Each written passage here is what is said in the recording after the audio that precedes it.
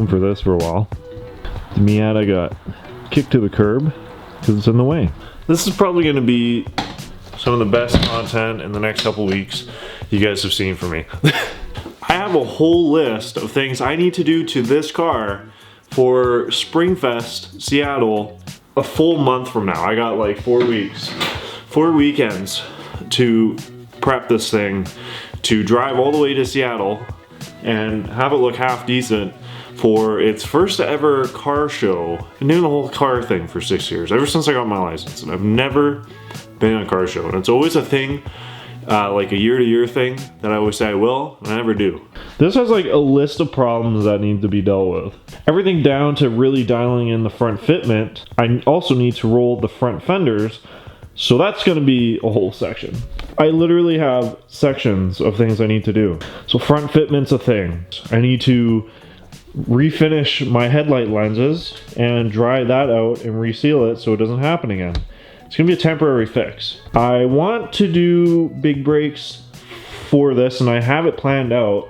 I actually have 2 of them ready to go for the rear. That's too expensive, so I need to get some used front rotors so that my wheel doesn't shake because they're warped really bad, and they've been like that for like 6 years. I'm also gonna paint these calipers temporarily because they're currently red and I can't have that. I'm telling you guys everything I want to do, but you're gonna have to wait until the videos come out because I got a month to do all this. There's gonna be a lot of stuff going on with this car. Realistically, I'd like to be daily driving this car again in about 2 weeks. By the end of this month, so March. So today, what we're gonna be doing is looking at the sloppy shifter. Ever since I replaced my clutch in this thing, when it's in gear, it still like wants to change gear. So, and like this isn't normal, okay? Like if you guys get in your car, it won't do this because my beater is like, man, it's only ever been since I changed the clutch. So I put in the first, and the cables still act like they gotta go somewhere else. Like there's another gear over there. Like when I put it in the first, there should be no over here. Like this is, I don't know where that is going. Where is this going? It moves this way. It's really strange. So I've looked in here and it looks okay. I'm thinking there's a couple situations where the cables are held in the engine bay under the battery. There's a metal block that attaches to the engine block, held in by 2 bolts, and it holds the cables there.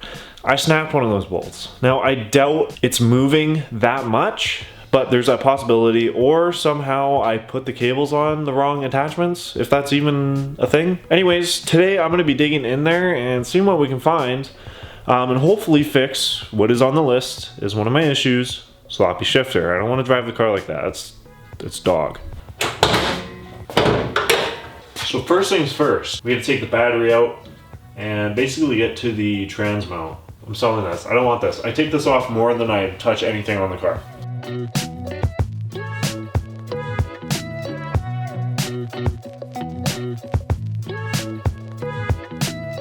Jace, bro, if you're watching this, man, this 9 always comes in clutch.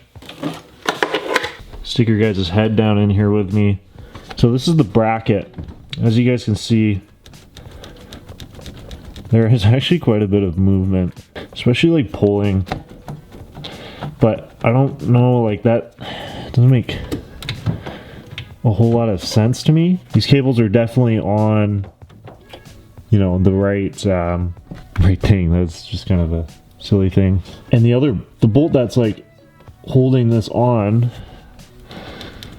isn't really holding it on.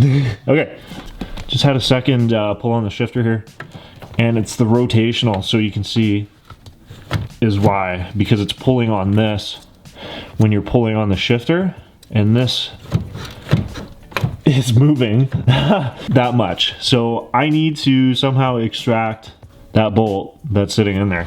There you go. Sits against the block like that. Boom. 2 bolts, which is kind of weird to be honest. And unfortunately one of them snapped in half, which is still in the car. So I need to get a couple of these because this is very rusty. And somehow I'm gonna get the other one out. So I spent a little bit of today just trying to, I used a bolt extractor. I went and picked one up and it didn't work. Just went and bought a tap and die set And a tap is now my new favorite thing on the planet, and it works extremely well. So, that being said, we can go ahead and put this back together now.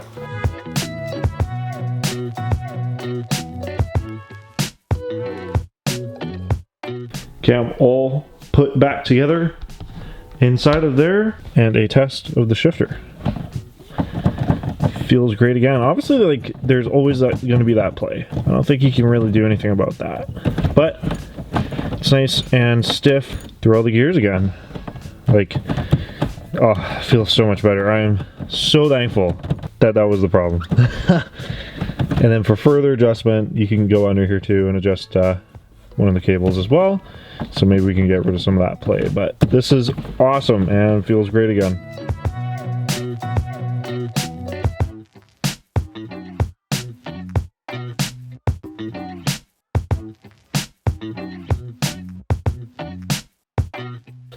Even though I'll probably have to jump this a few more times, I can finally put the battery cover back on because I don't have the strut bar anymore.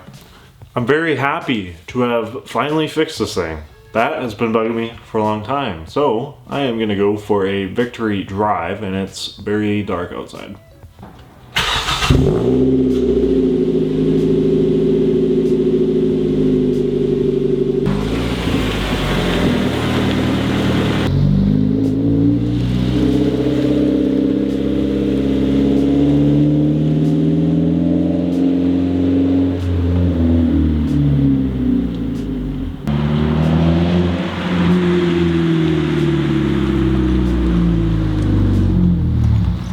I just took this thing for a spin.